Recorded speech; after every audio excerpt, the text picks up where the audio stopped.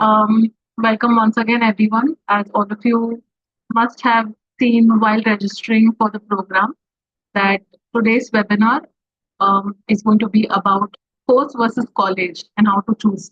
Um, I'm sure, as we just heard these students talk, that you all are at a stage where college applications for subject selection is just going to begin.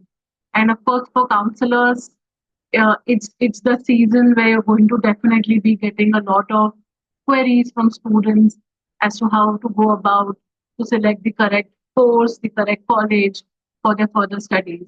And I hope these the webinars that we're arranging and the one today in particular would be helpful to all of you.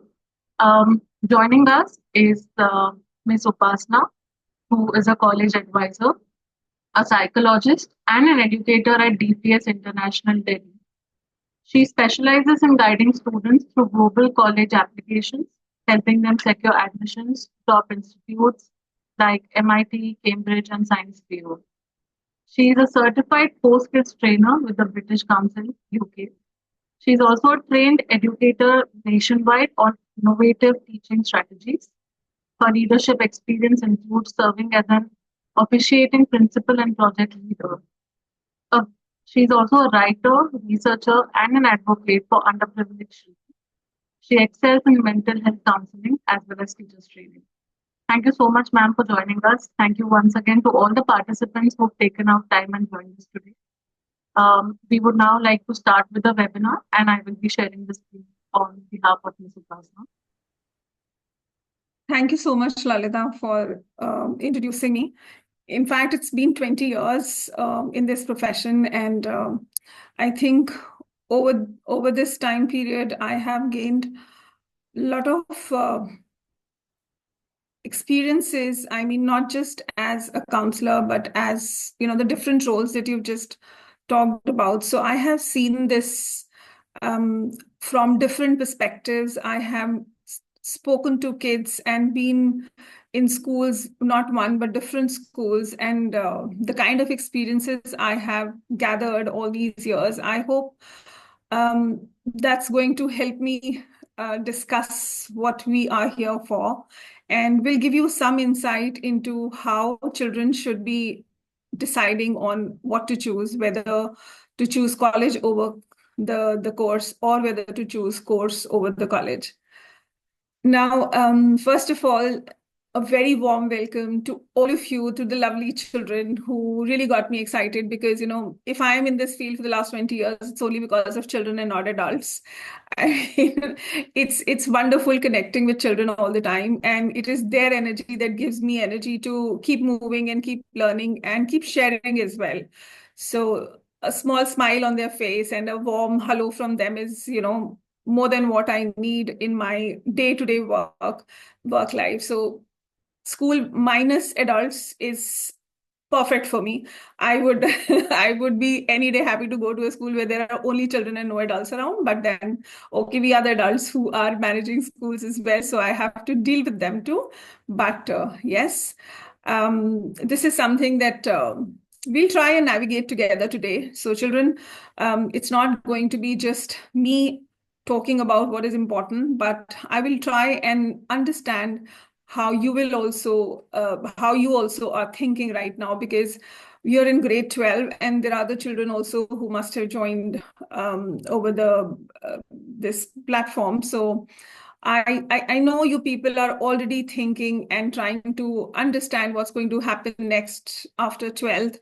So there are options available. So in fact, there are so many options available that sometimes it becomes very difficult what to pick, what not to pick. So we'll talk about these major areas, which you can see on your slide right now, that whether to choose between course content or the college reputation. And then we'll also discuss aligning your choice with your career aspirations, comparing curriculums across institutions, and evaluating the role of campus facilities and networking. How all of this put together will help you give some clarity and maybe a little more confidence than what it is today. So yes, I think before I begin speaking, let us have some idea of what people are thinking. So not just children, even the adults who have joined us, the educators who've joined us, and the counselors also, if they've joined us. So what are they thinking? What do they think what is more important? So maybe we can go ahead with the first poll. Yes, so we will be sharing a link with all of you on the chat box. You can simply click on that link, and we have a poll for you to answer. So it will be interesting to see how everybody is aligned right now, which side they are on, the course or the college. So then maybe we can discuss and be honest in what you think. Let it be any of the two. Okay, so we've had few responses coming in. I'll switch to the Mentimeter screen. Yes.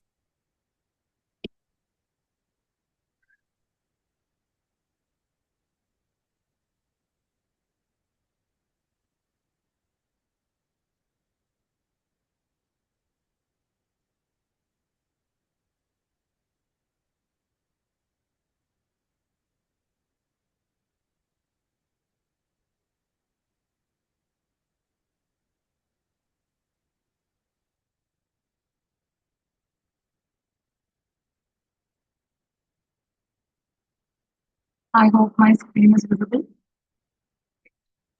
Yes, I can see 13 people are on the side of the course, and only one person has said college reputation is more important.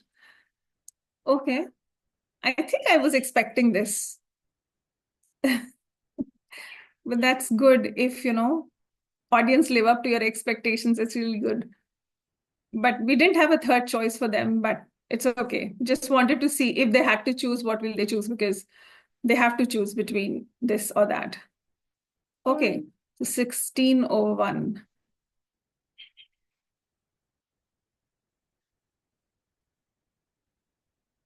Hmm.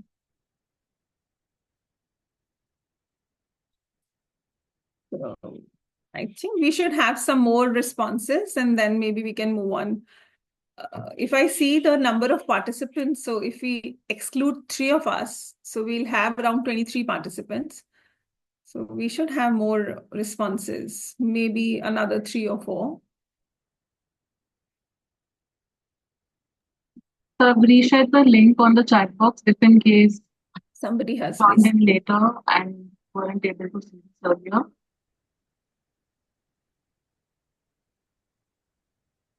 If you click on the link, there's a poll question for you, and you can select one of the two options that you see.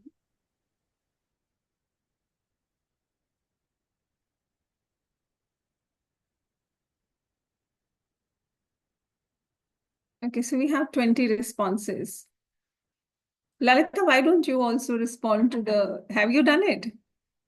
No, I don't think I can since I have Okay, created it okay, myself. okay.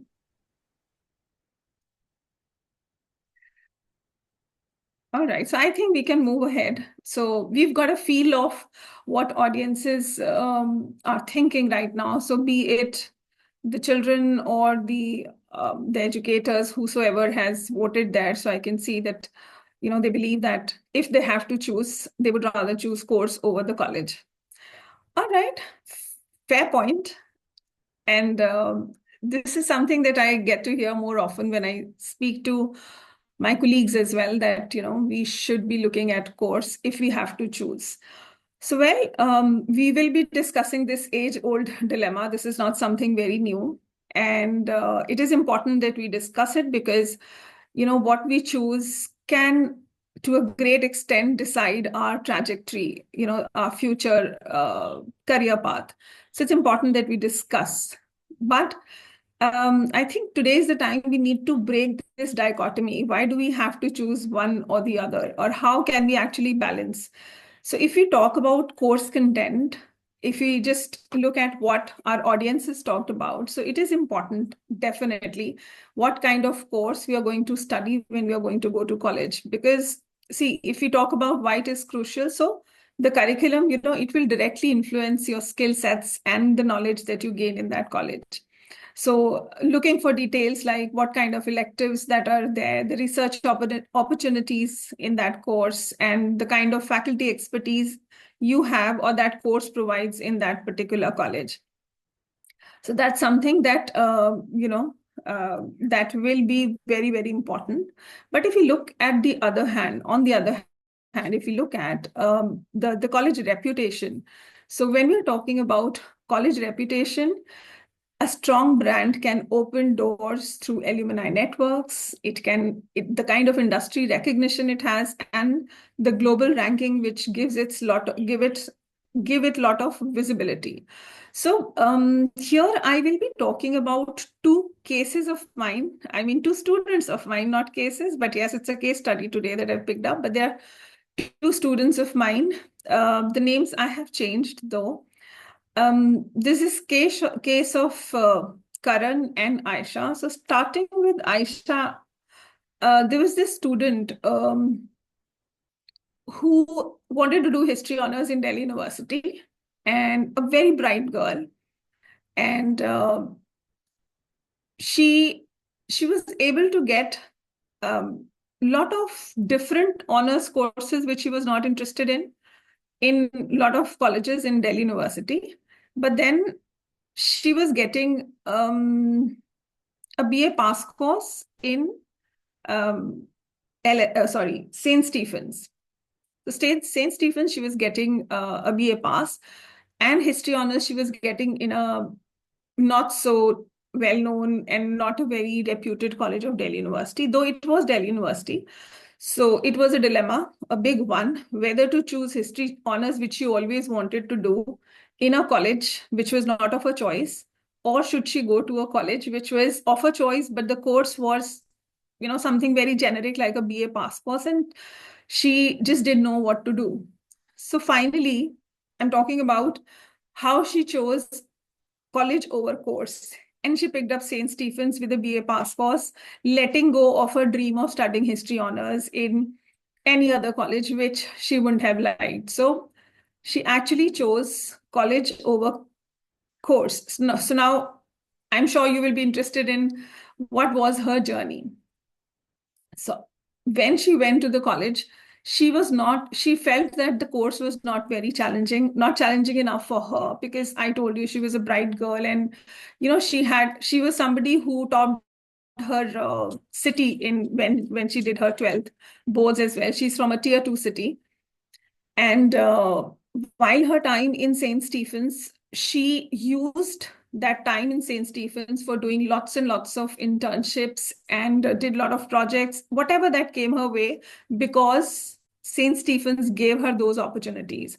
So because of that name, she got the opportunities of connecting with a lot of people who opened the doors for her for those kind of internships. So it was like a foot in door strategy for her.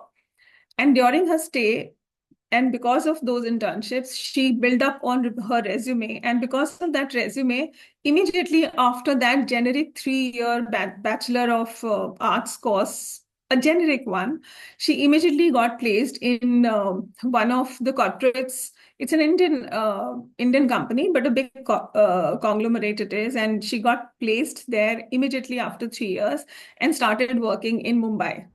And her starting salary, let me tell you, much more than any of a normal engineer would have got. And it was more than 1 lakh per month. And I'm talking from experience. And I know this girl because she is one of my family friends' daughter. And there she started working, and it's been around 3 years or so.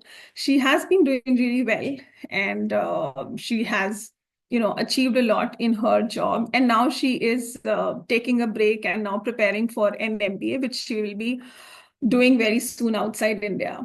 And the GRE that she has got now is probably just 20 or 30 marks short of the maximum that you can get in GRE.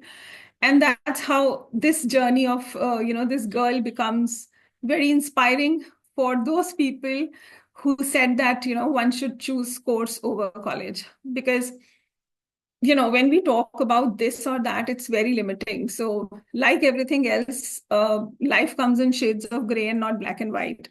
So when we are looking at college and content, we probably need to, see, ideal situation is yes, the course is also of your choice and college is also of your choice. But then we know that, life throws googlies at us and we don't end up getting what we really want to. So try and balance it out. So that is how this girl Aisha did, and that's how her journey has been. Now looking on the other side, I mean, I'm talking about when somebody talks about just college reputation. So I have another case of a student, Karan. For your benefit over here, I've just changed the name of this child. So he's from my school, and he picked see, in A level curriculum, in Cambridge curriculum, that's what our school offers. You're supposed to do 3 A levels. So children who are very bright, they end up doing more than 3, so they do 4, and sometimes very bright ones go for 5.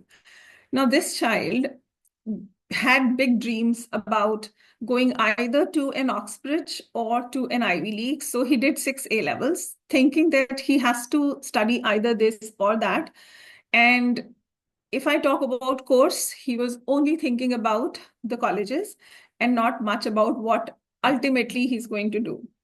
So again, no obsession with the college as well. So this child, let me tell you what happened with him. So what he did was, when he applied to UK, he applied with these 6 A levels, and he applied for a medicine course only to um, Oxford, UCL, and Imperial, top 3 colleges in UK. He didn't have a safety net for himself, thinking that if he will go there, he will go only to the best college. Otherwise, he won't go to study medicine. So no matter how much I told him to have 1 or 2 safety colleges there, he did not pay heed to it. And then on the other hand, US, because it's difficult to do a medicine course in undergrad, and obviously it's done after undergrad, and it's a long journey over there. So he applied for computer science. I mean, an entirely different course. So for him, it was, yes, college matters a lot, and because of that, he applied only to the Ivy Leagues and top tier colleges, no smaller colleges over there. So finally, what happened with him? He did not get through any of the UK colleges for medicine. So it was the medicine dream. I don't know whether medicine was ever a dream. It did not happen. And then talking about US, he did not get through any of the Ivy Leagues. And let me tell you, he was a brilliant student. I just loved him because he was not just a good student, he was a very, very good human being as well. But then we all have our frailties, and we all have our shortcomings. So probably because of that, he didn't pay heed to a lot of things that we were talking about. So it can be because of parental pressure, whatever. I'm not getting into all of that. But when he applied to US, he did not get through any of the Ivy Leagues also. Though finally, because of his good grades and an okayish kind of a profile, he was able to manage a top tier university, and he's studying computer science over there. I'm yet to talk to him to find out how happy he is right now. I'm not too sure. I haven't got to meet him after that. It's been, I guess, around 2 years from now, 2 or 3 years. I'm not very sure. But yes, this is how, too much obsession with the college looks like. So again, we talk about course content or college. We do talk about how to find a balance between the two. So maybe we can go to the next slide, Lalita. So a little bit of self-reflection here. So aligning your choices with career aspirations. So it is important that you sit with yourself and reflect as to what you really want. So for example, what industries excite you? So what is it, the kind of role that you will have in that industry that excites you? Say, for example, if you talk about somebody saying that I want to do journalism, what is it in journalism that excites you? Is it just the glamour over there, or is there something more that excites you? Think about your role in that industry. Then what skills are essentials for these careers? what kind of courses or colleges will best nurture these skills. So there can be a lot of small colleges that that help you have a wonderful career as well. So for example, here again I'm sharing a student's journey, name again changed. So here I'm talking about Shivani, another student who, she loved coding, she loved data analytics. So she ended up choosing a bachelor's in data science at a technical institute, I mean, a smaller college, rather than a general computer science degree. She went to US and chose a smaller college over there because of the fees, the difference. So a bigger university had higher fees. She went on to do it in a college which gave her everything in what she wanted, specifically as far as her course is concerned, and could not go to a top college. But today, she is a very, very successful data scientist and working in Silicon Valley. So it was what she made of her experience. So at the end of the day, it is not just about thinking about if I'm going to get into this college, then my life is made. And it's not just the end of your journey, that's the beginning of the journey. So when she entered this college, she knew why she's there. So here I have another very interesting case, or a student of mine. She wanted to be she wanted to do architecture, again a very, very bright girl. She only wanted to go to UK. So she applied to top universities and safeties as well. And because she was a bright student, she ended up getting uh, offers from even Cambridge and UCL for architecture. So now I sat with her and I asked her, how will you choose between Cambridge and UCL? I mean, I thought it's obvious she's going to pick Cambridge over UCL because we know the kind of reputation Cambridge has. But you'll be surprised to know that she chose UCL over Cambridge. She dropped Cambridge because the kind of architecture course that is there in UCL is something that that's going to give you a great head start, not just after finishing, but even when you are in the course, because UCL is strategically located in London, whereas Cambridge is in not so popular city where you have enough internships and placement opportunities and networking opportunities. So she chose UCL. She's still in the course, she's not finished. So I'm still waiting to see how she takes it up. But yes, she's going to definitely do well because she's a bright girl, and she knew her mind really well, and she chose course over college. She's happy very really happy over there, and we have spoken about that. But what she does after, we'll see that as well. But yeah, she's doing pretty well as of now. So if you look at the framework, so you have to think about what interests you, what are your career goals. So is it important for you to network? Is it important for you to have a good placement? I think yes, that's an answer everybody is going to say. So look at that when you are choosing the kind of college choices that are there in front of you, the kind of institutions that you are looking at. So I will be sharing two worksheets as well later on. So Lalita will be sharing it with you people. I don't know, she'll have some mechanism of sharing that. So I thought that that will be helpful for students to reflect on aligning their choices. So when you sit and reflect with that sheet, you'll be able to, that sheet will help you to align what your choices are and how to, move forward in your journey. So now moving to the next slide. Now, comparing curriculums across institutions. So how you are going to do this, again, there's a worksheet that we'll be sharing with you as to how to compare different institutions. So there should be a checklist which I've already prepared for you, and we'll be sharing it with you. So there you're going to see that, not all curriculums are equally created. And that is something that you can do only if you go on the websites of those colleges that you're looking at.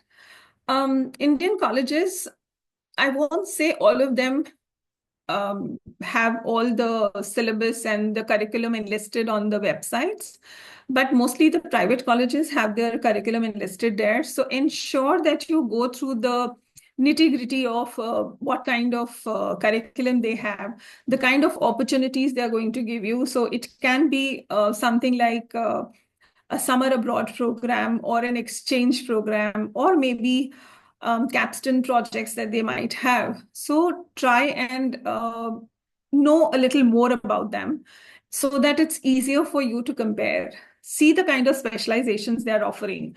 So, places like what's coming at the top of my mind is Christ University. So they have lot of programs with very interesting specializations. So, you might get offers from not just Christ, but maybe something as good as Christ also. So maybe looking at the specialization, you might be interested in one over the other. So make those informed decisions before you choose one over the other. Then what kind of teaching methodology is there? So see whether it's more theoretical or it is something which is more hands-on. So hands-on, like, there may be field visits that they take you to. In fact, if I look back at my own undergrad, so I did not have this kind of advice. It's just I just landed up in a college where I was doing applied psychology, and there were just a few colleges giving that in Delhi University, and there were other colleges which were more popular. They had just a regular psychology honors course. But now when I talk to children, and when I tell them that, how much different it is to study in a college like me, where there was hands-on strategies. So, for our clinical psychology classes, we were taken to um, this IBHAS, that's a mental hospital, where we visited for an entire 1 month and did case studies and did mental health history. We did that, and we worked with psychiatrists. We worked under a lot of psychiatric supervision and learned a lot of things hands-on. We got to know what clinical psychology really looks on the field. And similarly, for our social psychology, we were taken to slum areas and we worked in the slums for see what social psychology will look like if we practice it later. Similarly, for our organizational psychology classes, we were taken to, organizations like we went to the Maruti one. I went to our classes went also to the Hero Honda factory, and we did a lot of surveys and interviews, and we did a lot of studies and tried and understood as to how organizational psychology looked like. So I feel somebody who's a very hands-on person and would like certain opportunities like this would like to, should go to such a place where it's a hands-on thing. But then not all have similar likes, and they will choose a different kind of a college for that. Now, a small activity where I would, talk about two universities. So, University A and B, not naming them, just University A, which emphasizes internships and group projects in its engineering program. And then there is University B, which offers theoretical rigor, but fewer hands-on opportunities. So, we don't have a Mentimeter. Maybe in the chat box, if you can tell me how many of you would pick University A, which has more hands-on activities and group projects, but University B, which is very strong in its theoretical rigor, but fewer hands-on opportunities. Okay, so maybe Lalita can give me a heads up on. I can all myself see there's mostly A coming here. Nobody wants to go to yeah. Nobody wants to go to a theoretical university. Okay, great. So we've already decided. So see, it becomes so easy if you know what the university is offering and if you got an offer from there. So it's easier to choose, and decision making is something, a wonderful skill to have. So I hope you are in a better place to decide, especially if those answers are coming from students. So it becomes easy for you, and even if not students, others, maybe parents, and they would have to take decisions for the kids, sooner or later. So yeah, going ahead with the next. Yeah. So we were looking at the course content. Now, how campus matters and what is the role of campus facilities and networking. So when we are talking about how to pick up college, we are not just talking about rankings, we are going beyond the rankings now. We're talking about what kind of labs are there, the kind of libraries they might have. The career centers, do they have a career center there or not? So, placement cells, do they have career fairs? Do they give you help in writing resumes, creating your CVs? So all of these are essential for your academic growth and even for preparing what to do after college. So it also, when we're looking at the campus facilities, we're also talking about, various networking events. Maybe the alumni meets are there, the industry collaboration. So if you've picked up, a college like St. Stephen's or LSR, so the kind of alumni they have, and the kind of alumni you're going to network with is immense, and you see more successful alumni from these colleges, so it is a great opportunity for you to connect with them. See, I am saying DU examples again and again because I am from Delhi. Not that it is the only prestigious university. It's just that it's easier to find a hook somewhere. So me being from DU, probably that's the only reason I'm talking about. But yes, in India, we know that we have lots and lots of prestigious universities and outside India as well. So that's how we are going to look into these small little areas and create a worksheet, which I've already done for you. So Lalita will be sharing that with you. So that will help you organize your data. And then if you are indecisive, you're not able to choose, so it will help you choose later. So I think this takes us to our next poll, Lalita.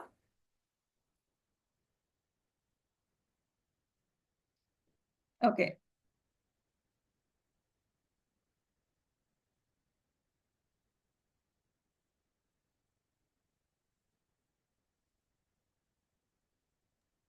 Okay, I'll be sharing the link. So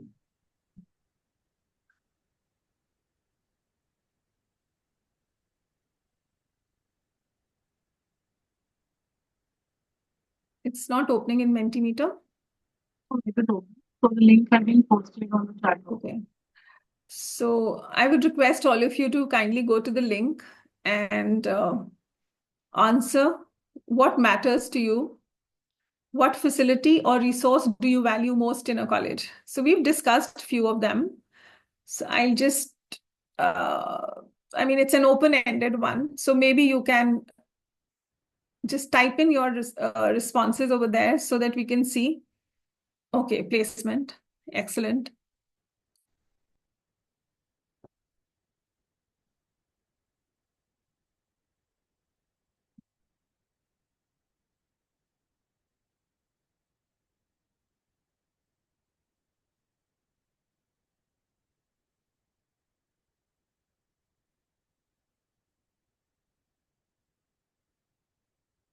Yeah, language and food, definitely. That also matters.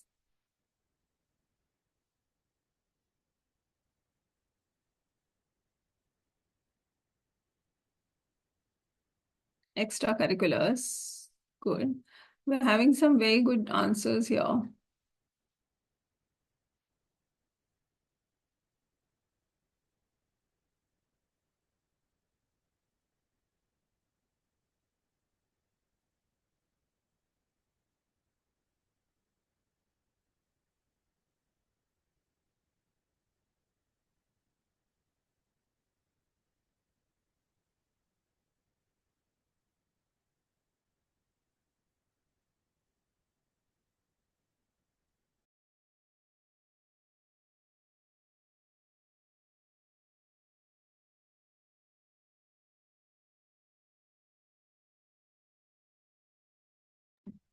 All right. So we have enough responses, I guess.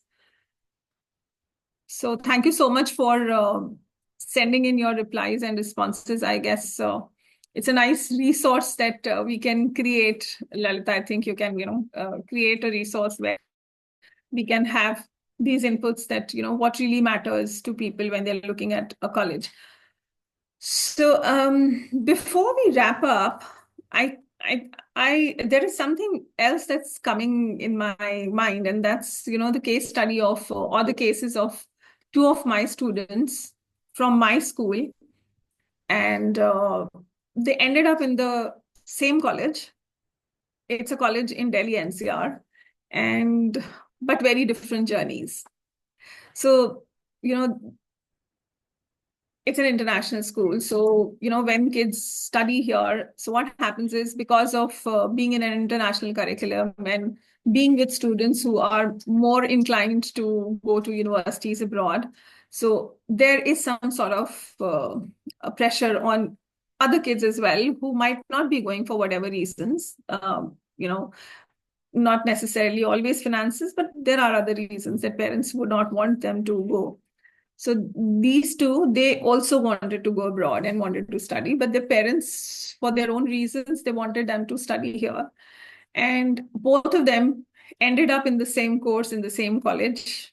And I've spoken to both the kids when they got in there, because I being the college advisor, I'm always, with them at every step of the way. And, when they were planning colleges, they were planning for international colleges as well. They were not thinking much about Indian colleges. It's just that they landed up in that Indian college. I'll not name the college, let's say college A. And they both got into the same course. I spoke to one of them.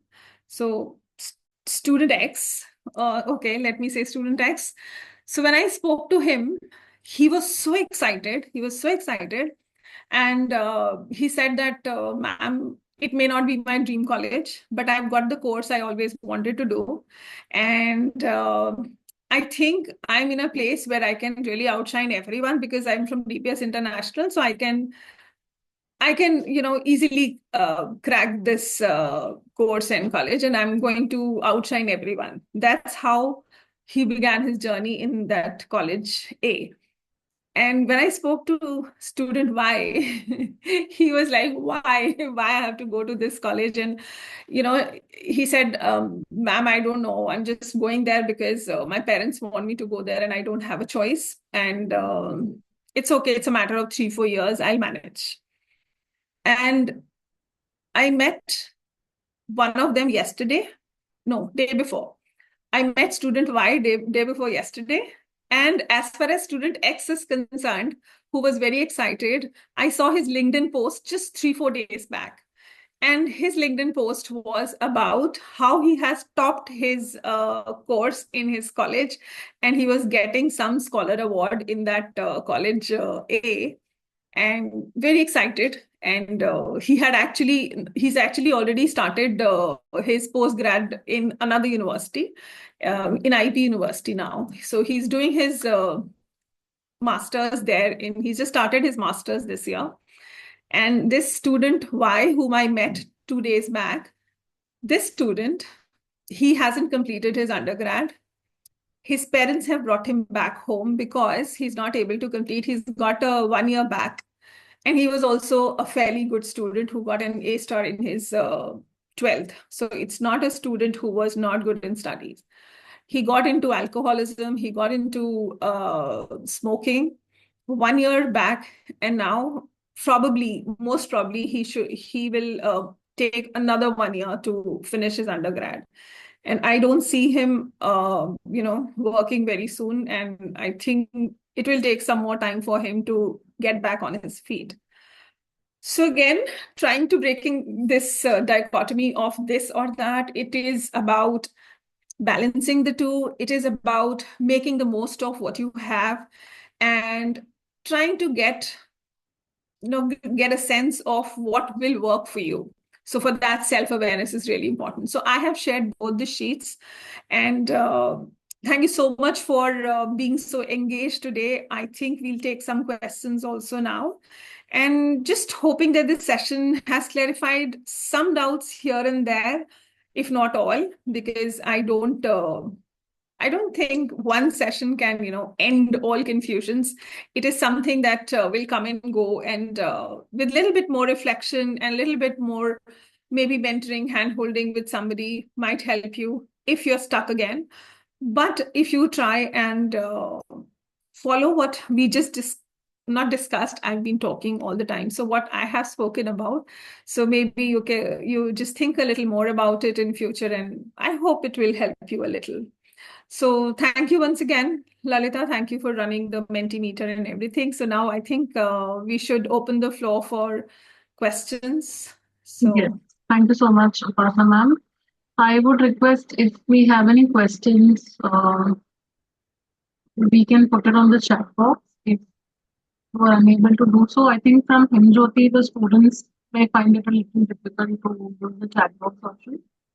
So if you want to, you can also unmute and ask a question, and we will take them up one by one.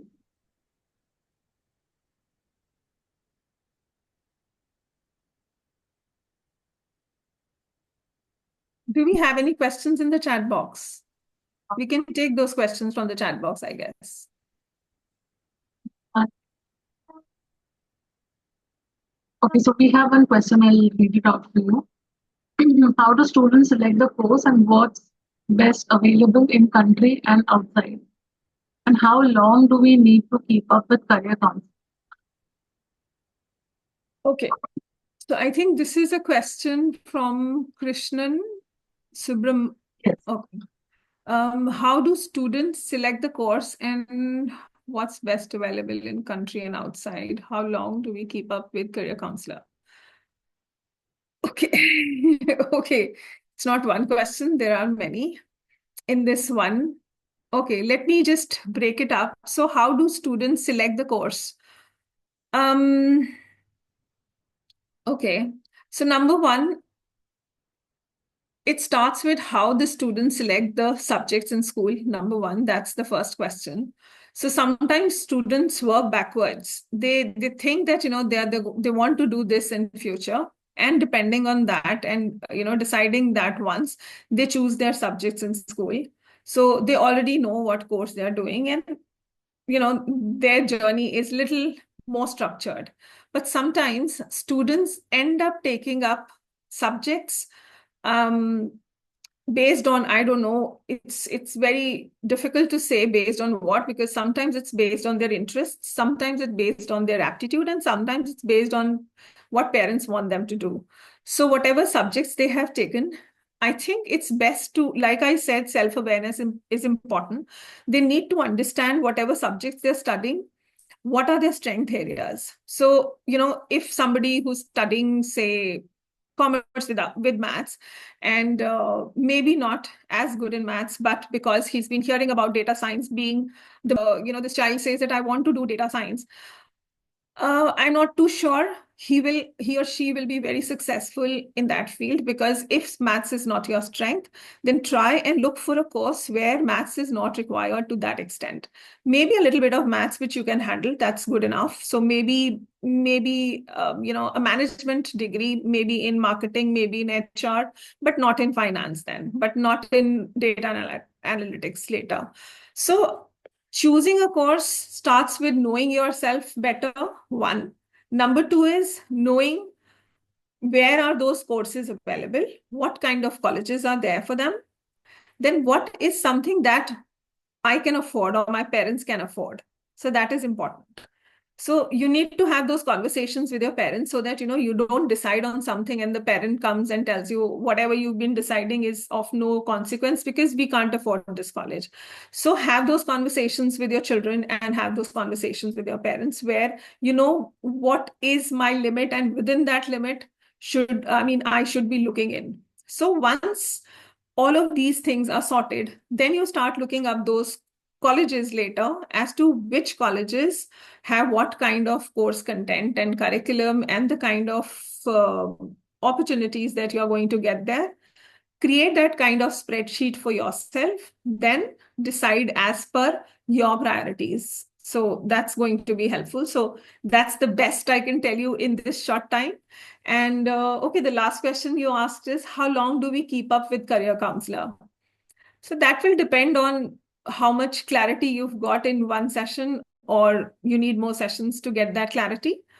If you've understood, what is required of you to take that call or decide, you may not need the career counselor even after 1 or 2 sessions. So it entirely depends on you as to how much clarity you have, how much help you require.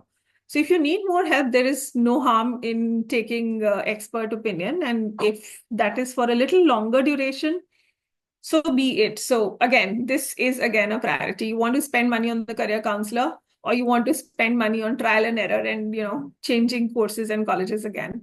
So that is again something that's your call entirely. I hope I have been able to answer your query to some extent, if not entirely. Can we see what is the next question? Yes, we have a question from What do Manali we need to Sharma. start? Okay, I'm just looking at the questions. I can also see them. So it says, what do we need to start as step one as a parent? Um, okay, so I wish I had that manual for myself also, because I'm a parent to 2 kids, and I still feel, I hope I'm on the right track as a parent, because when you're too close to a situation, you become biased, and I may not be as objective with my own kids the way I am with the other people's children or my students. But yes, the best we can do as a parent is, number one, understand your child, what your child can do, what is most challenging for him or her, and what is something that your child really enjoys doing. Also, be aware that no matter what, they look up to you for some direction. Don't confuse them by saying जो मन है वो कर लेना, जो तेरा मन है. It really confuses them. They really want structure from parents. They want some sort of direction from parent. They may not say it, but it's easier for them to pick up the direction the parent is giving, and you may not have to be very, very um, on their face, or very, very direct about it. Just nicely nudge them towards what you think is good for them, not good for you. Not that, something that you didn't do because you wanted to be something and wanted to do something, you couldn't do it yourself, and now you're pushing your kid towards that. Don't do that.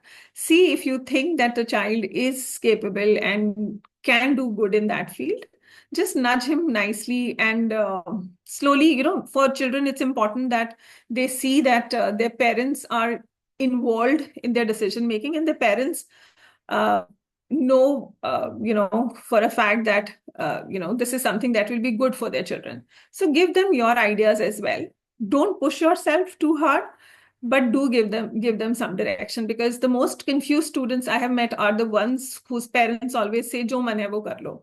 So they really don't know sometimes कि सब कुछ करने का मन है, ma'am, what do we do? Because then they come to me and say, ma'am, you tell us, we'll do what you'll tell us. But that's also not the right approach. But knowing them and giving them some direction, and yourself also be more aware as a parent. Read up more, see what are the employment opportunities, what are the best countries, colleges available to your children, the best resources you can bring to them. So when I look at a child's journey, his professional journey, the career journey, I see the most successful are those children whose okay, both parents are involved, even if it's just the mother who's really involved. So, that kid I've seen always is successful. So involved doesn't mean a helicopter parent, but involved as in always being there when the child needs for whatever guidance, help, whatever that is required. So just be around them, be available, answer all the questions that they have. If you don't have answers, look for the answers, give them the correct answers, rather than telling them to, just get lost and I don't know. Don't do that. So they really look up to you people, because they may not say enough, but they come to me and they do tell me how much they want their parents to be happy. So at the end of it, please give them some direction. Do not tell them to just go and find it themselves. That's my advice, I guess. Okay, looking at the next one, how would you connect psychometric tests with subject selection? And what's your take on which grade is ideal for taking psychometric tests?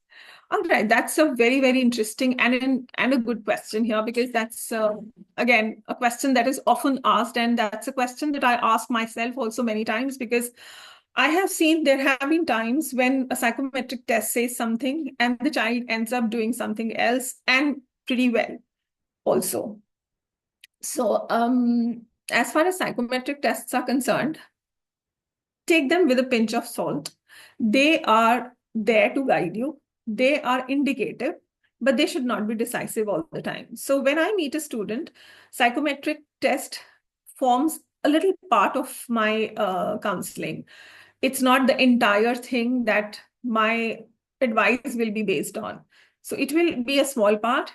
A larger part is I meet the family, I get to know the family, I get to know the parent and the child, the dynamics, the aspirations, the financial conditions, where are they coming from, what do they really want. There's so much that is there, very, very rich conversations that we have together, that gives me a lot of insight into what a child can really do well, rather than only banking on the test score that I have from a psychometric test. So that's my opinion. My opinion. It's not there in books. So that's something out of my experience of last 20 years working with children and parents. And that's what I have to say about them. And okay, which grade it is ideal for taking psychometric test?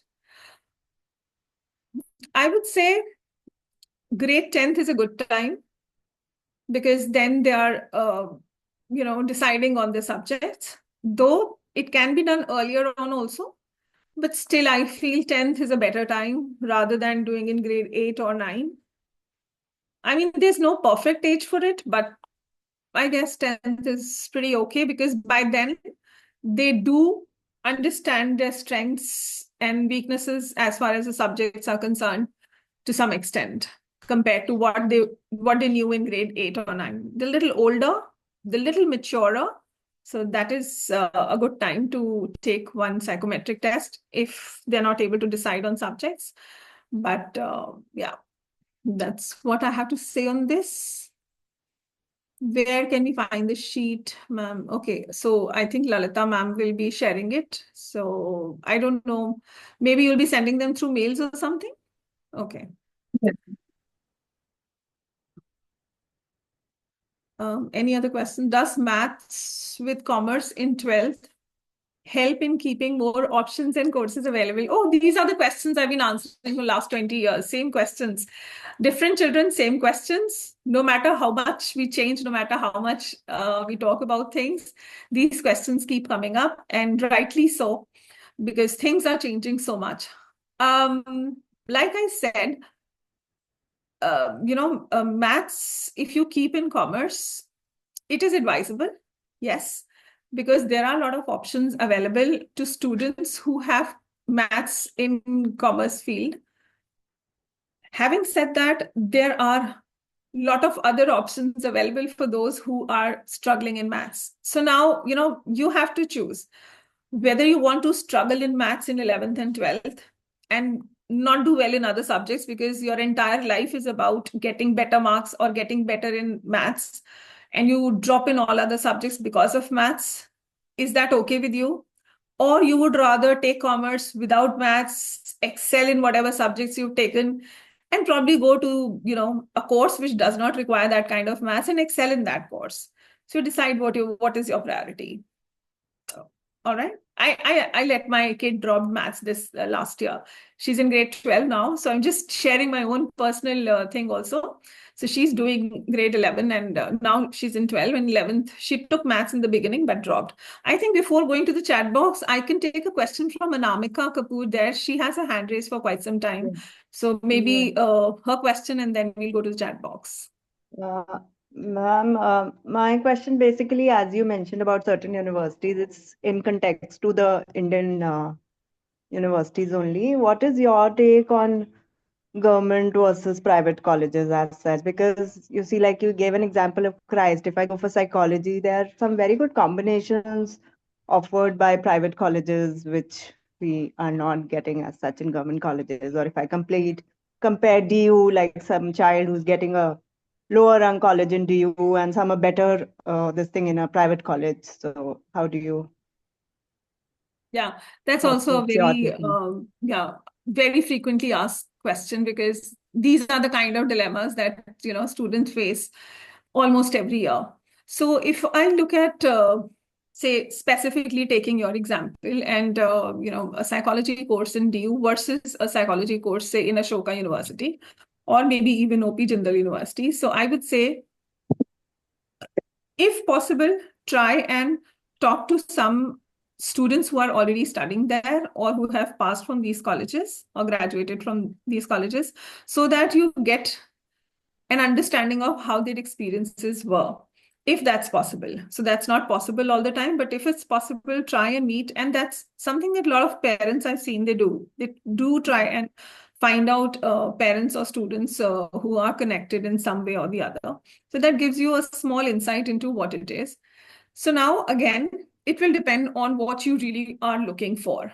If you're looking for a degree from a prestigious university, just that, then DU definitely takes the cake, because it is most prestigious than any other private university if you're talking about right now.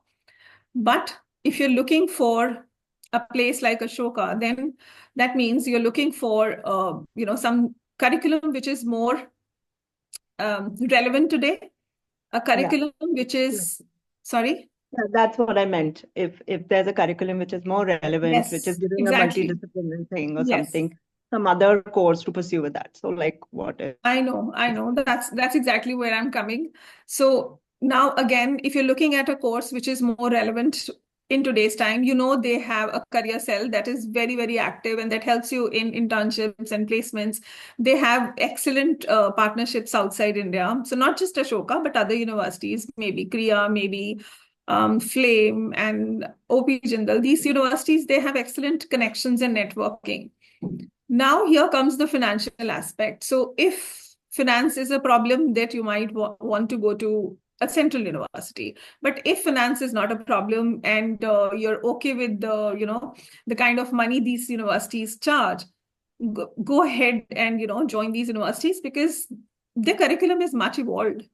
I mean, the kind of research opportunities they give, it's not there still in Delhi University like colleges, who might be more reputed, but we know a lot of things are redundant, if not everything. And the kind of infrastructure. I have students who come right? to me who say they can't go to a college which doesn't have an air conditioner. So they would rather go to any private college, they don't even apply to a college like DU, a university like DU. So it depends again, you know, it all starts from self-awareness. What is it that is important for you? What is it that the family is looking for? And putting all of this together, you can take a call. So have I been able to answer that, Anamika, or have I Yeah, been too political? yeah, to some extent, ma'am, because I come across a couple of students who really find it hard to adjust in a public university. Yeah, Like there are certain drawbacks there. The hostels are not up to the mark or something. Still they're facing these issues, and then they say, "Ki," and after all, throughout their life, they have studied in a private school, you know? you're right. In fact, Yeah. this brings a case to my mind right now. There was a student in my school who wanted to do medicine. All this time, she was preparing for NEET along with the A-level curriculums, which was very, very demanding for her.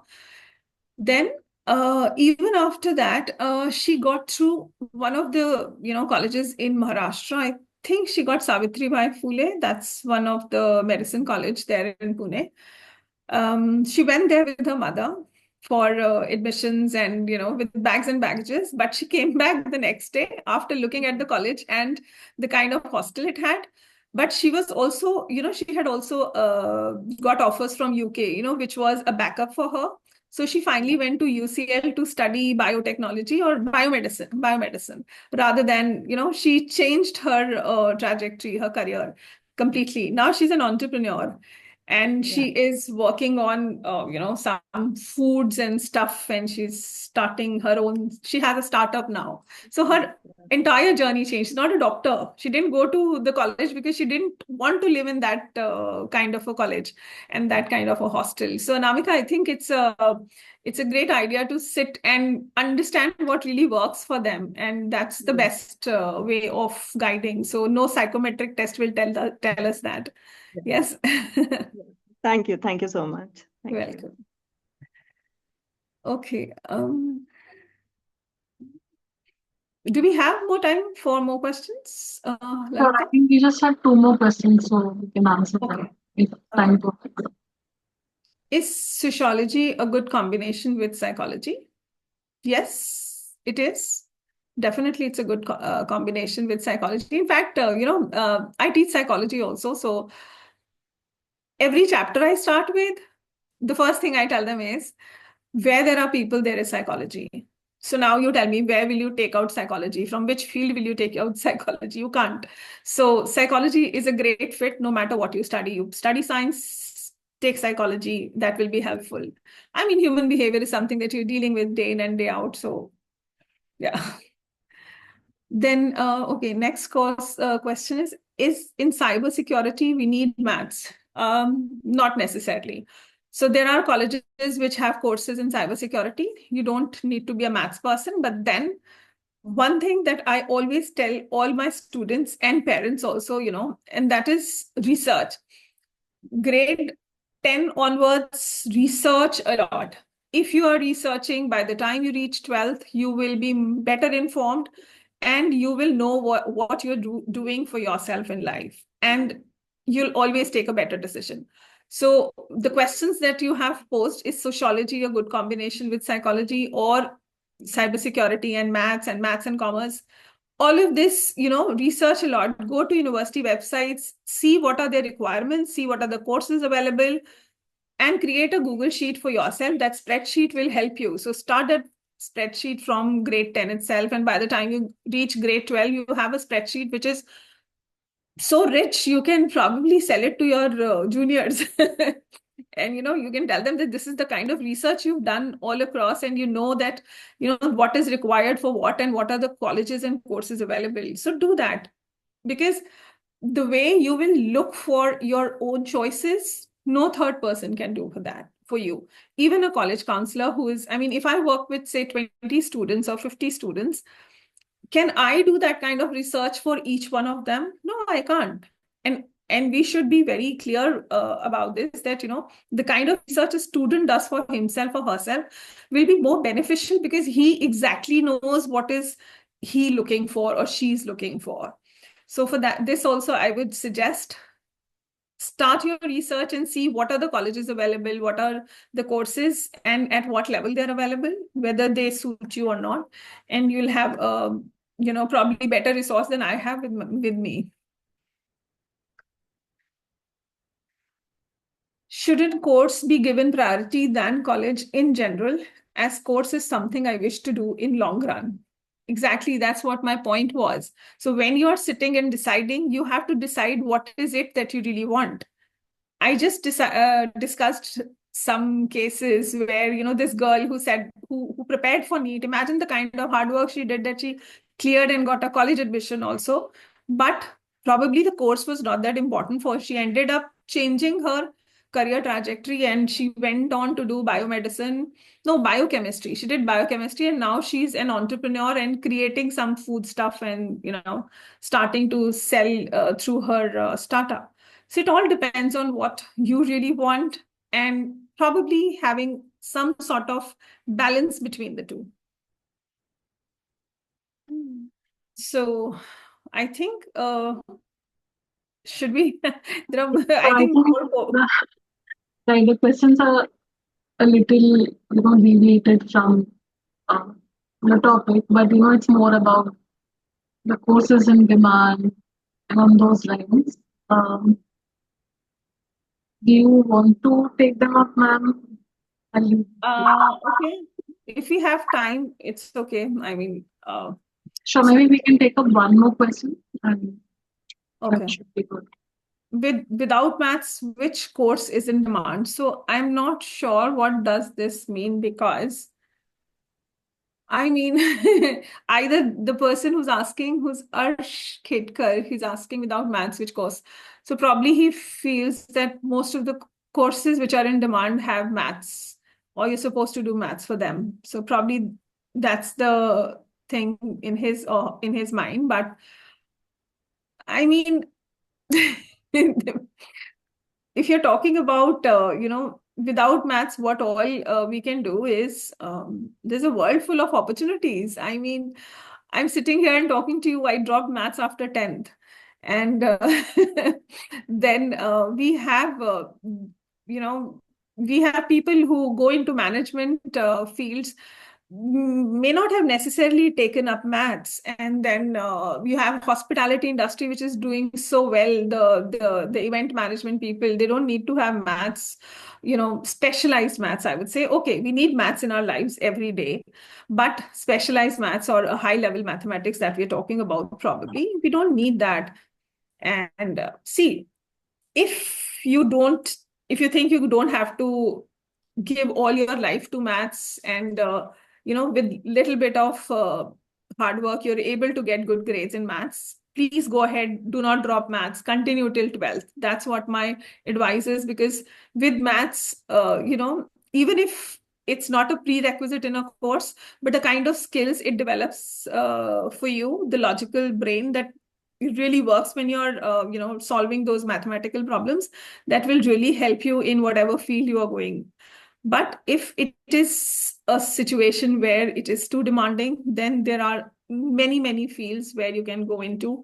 So, sometimes children say, ma'am, for getting into chartered accountancy also, we don't need specifically, maths in grade 11 and 12. But then my question to them is, if you don't like maths, if you're not good in maths, why do you want to be a chartered accountant? So, I mean, somebody who loves numbers should talk about being a chartered accountant or going into banking. So you can do a lot of things without maths also.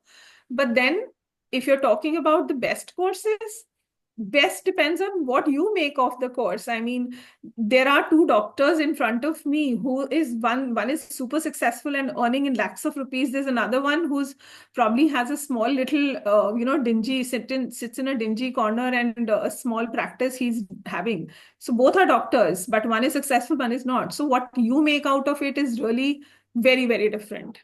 So at the end of the day, I'm putting it back to you. You have to make the best of what you think you can really do well in. So coming back to self-awareness, see what you're good in, and then as per that, start looking for what kind of courses will best suit you. So as a personality, if you look at, if not just interest and aptitude. So sometimes there are people who are introverts, there are people who are extroverts. So somebody who's an introvert should not look for a course or career where they have to meet new people, speak a lot, and they'll be successful only if they are doing really well, in these situations. Because this kind of a person going for this kind of a career may not be as successful. Had he chosen something like where he doesn't have to deal with a lot of people on a daily basis, so maybe like maybe a scientist tomorrow. You never know. Yeah.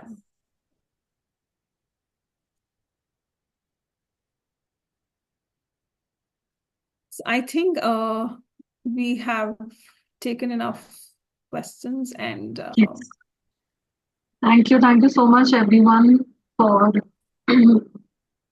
being here till the end and asking questions. Of course, thank you so much, Upasana ma'am, for this amazing webinar, as well as for answering so many questions towards the end.